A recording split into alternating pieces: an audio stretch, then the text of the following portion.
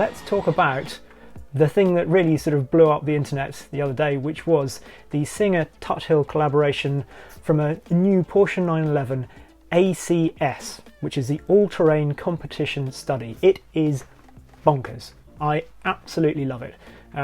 It's just one of those things that you look at and think, I want to drive it. I don't know quite where I want to drive it, but it probably doesn't matter where I drive it because it's going to be able to cope with anything.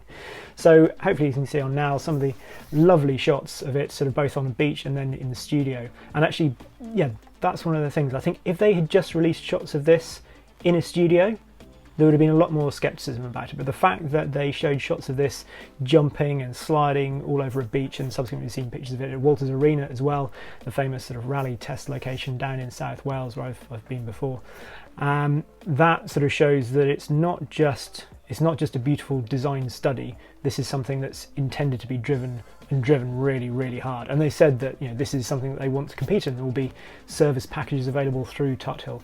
So basics of it, so it is based on a 964 like Singers generally are, so their classic is, and there is, you know, a reasonable amount of 964 underneath it somewhere. Then it's got carbon fibre bodywork, the engine 3.6 litres, air cooled, twin turbo, though putting out 450 brake horsepower, 420 pounds-foot of torque, but that's sort of because it's turbocharged, you can tweak it to suit basically.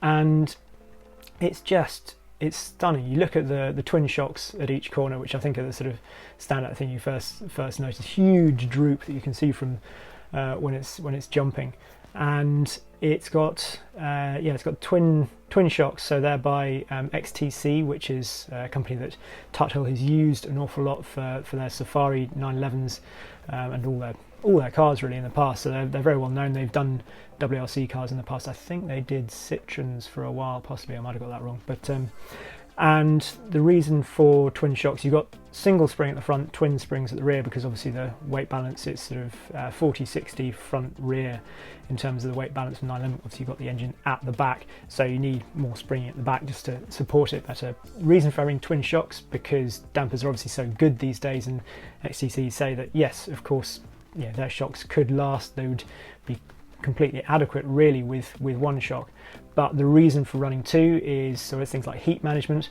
if you're doing something like a Dakar, and also for redundancy as well. So if one shock does happen to fail, you've got another to rely on. So that's the sort of, and it just looks cool, doesn't it? Let's face it, twin shocks are really cool.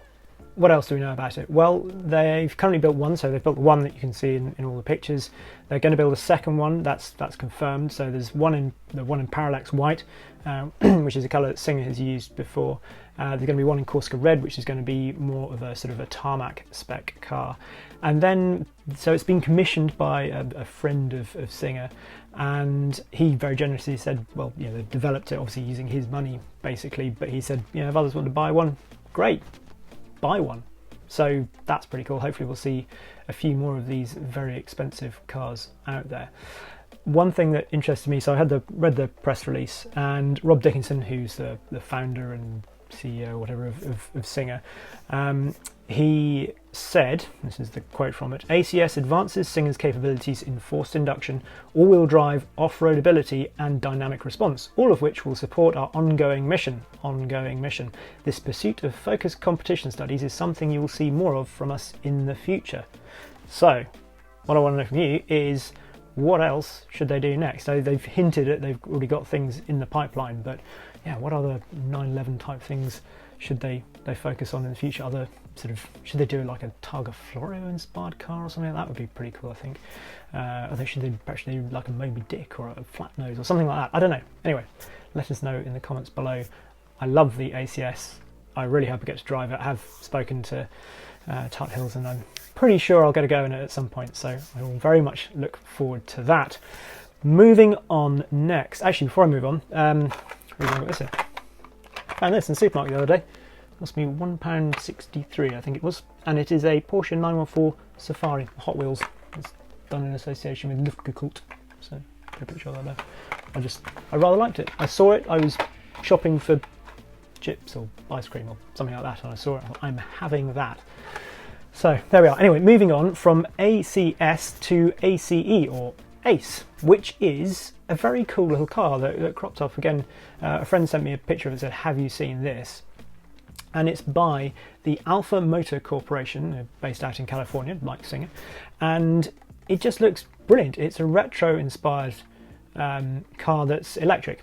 So I'm not the world's biggest fan of electric cars, but something like this really excites me. It reminds me of that Peugeot concept they did a few years ago, which was very retro-inspired, and there's just something about it. I don't think an electric car has to look futuristic somehow. You know, there's no reason for it. But this, it's got all sorts of shades of, well, Mark II Escort, obviously I thought about.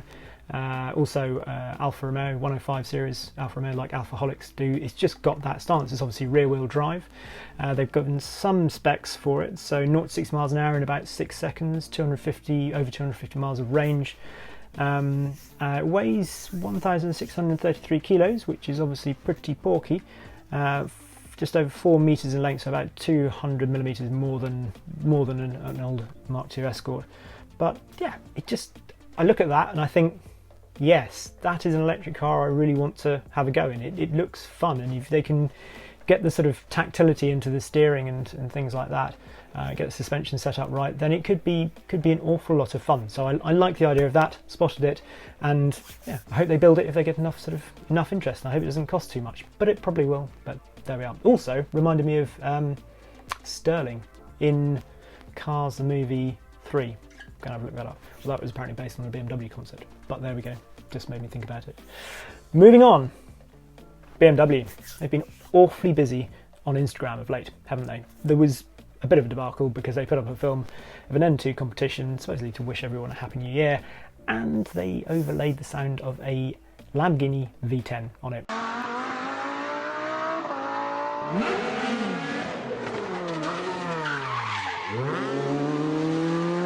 Which was, you know, how they thought they were going to get away with that, I don't know, because it's a very distinctive sounding car, that Lamborghini as well.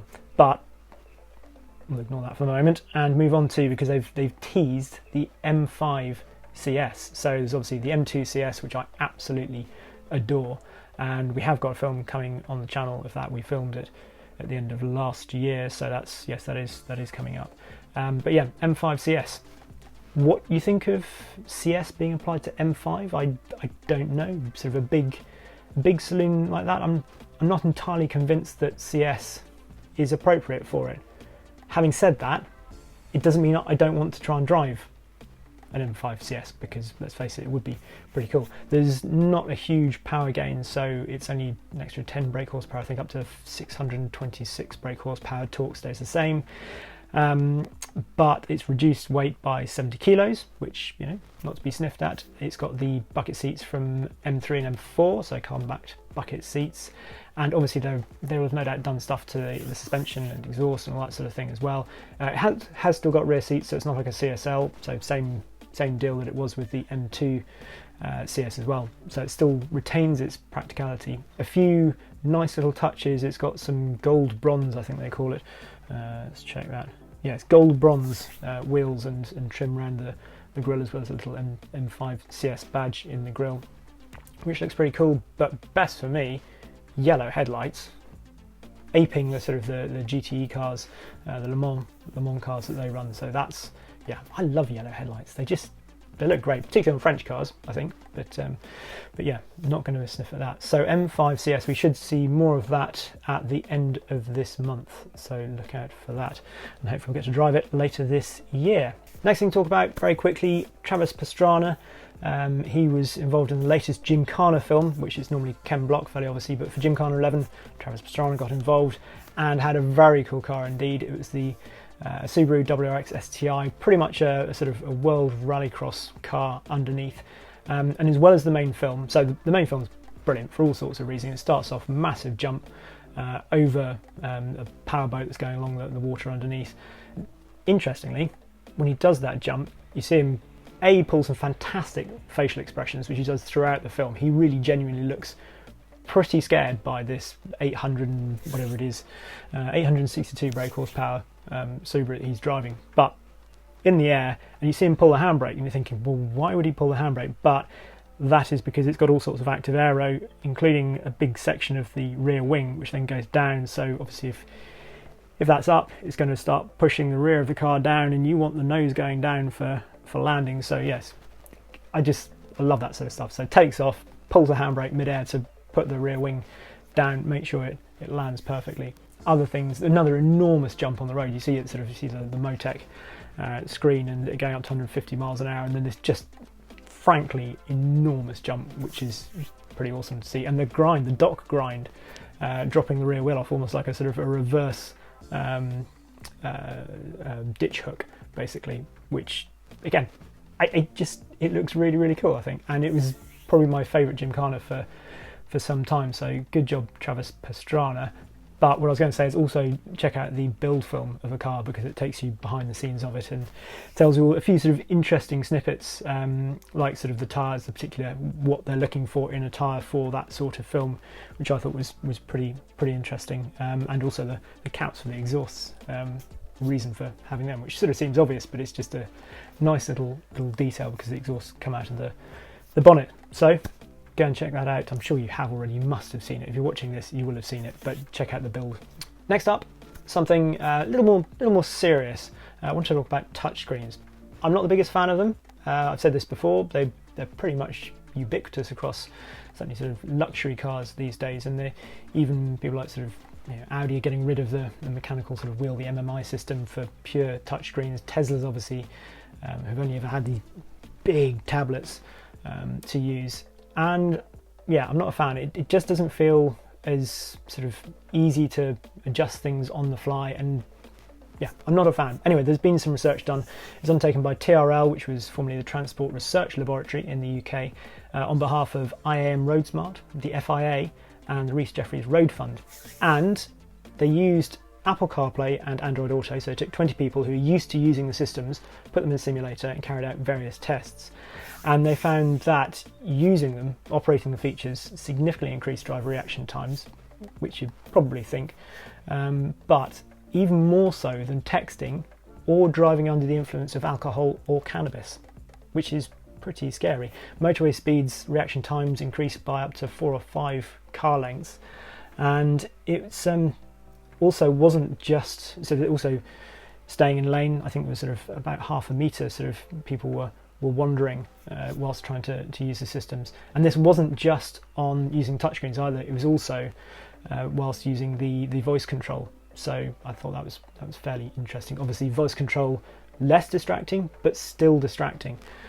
So I think something has to be done, really, I think, to make sure people are engaged in driving. And something I think is going to become even more important, because actually cars are they're becoming easier to drive. A lot of electric cars are very easy to drive because 2 pedals, steering, that's it. And so it's almost easier. You don't feel like you have to pay as much attention to the driving itself. If you've got gear shift and 3 pedals, then you're automatically involved in the driving a bit more. So the desire to look at the screen for longer is taken away. So I think easier cars get to drive, the more you're going to be tempted to look at a screen for longer. And yeah, again, more dangerous. We see lots more systems coming in, so emergency braking and lane keep assist, which we don't like, but actually if people are going to be more distracted, you can see why they're having to bring those things in. So yes, I think there needs to be, well, a bit of a rethink, to be honest, on big touchscreens. So there we are. I thought I'd finish up quickly with, well, some awards, which not given out by me, fairly obviously, but Lewis Hamilton has been knighted in the New Year's Honours List, which is, many congratulations to him. I think it's, well, absolutely right, really, given that all that he has achieved. But I was equally pleased to see that receiving an MBE was none other than John McGuinness, who, for those of you who don't know, has won 23 TT races on the Isle of Man TT. He holds the joint record with Mike Hailwood for number of senior TT wins, standing at 7. And yes, it's just, I think I was really pleased to see that he was recognised for services to motorcycle racing. So there we are. Thank you very much. That's the end of this particular Carfection news roundup. There will be lots more Carfection films coming. We've recorded quite a bit sort of at the end of last year, which we're now editing, so don't fear, there will be the usual sorts of reviews coming up as well. For now, thank you very much for watching. Let me know if you like this in the comments below, and see you again soon.